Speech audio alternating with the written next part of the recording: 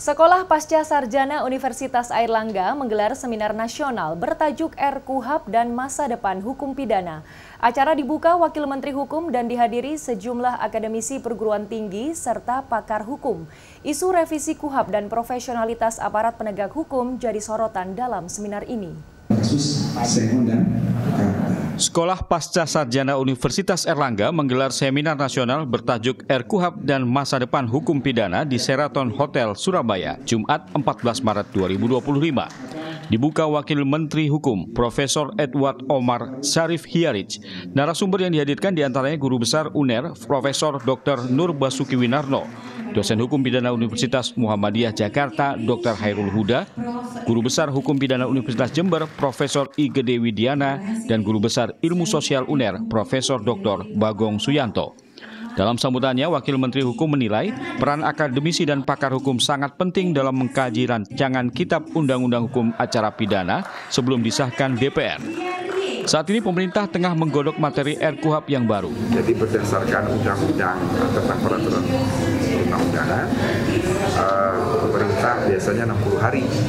Bukan biasanya, maksimal 60 hari melakukan pembahasan di internal pemerintah.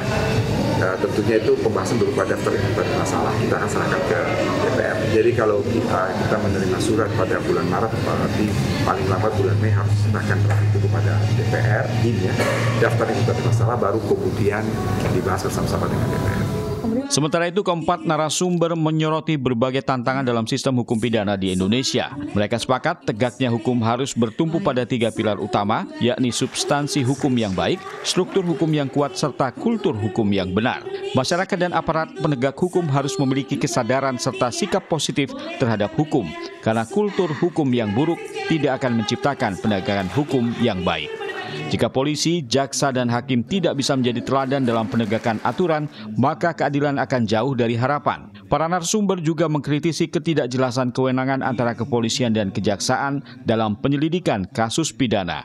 Sistem peradilan pidana di Indonesia yang mengadopsi sistem akusator dan berlandaskan due process model sangat menjunjung tinggi supremasi hukum serta asas praduga tak bersalah.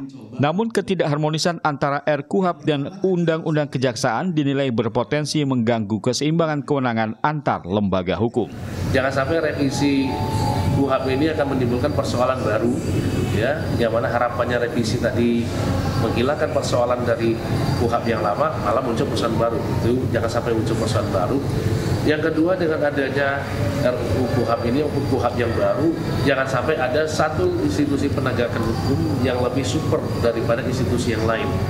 Sebagai solusi atas berbagai masalah hukum di Indonesia, reformasi sistem hukum Indonesia harus berlandaskan prinsip legalitas, proporsionalitas, transparansi, dan akuntabilitas. Tampaknya, masa depan penegakan hukum di Indonesia dikhawatirkan akan semakin suram. Lukman Rozak, Surabaya.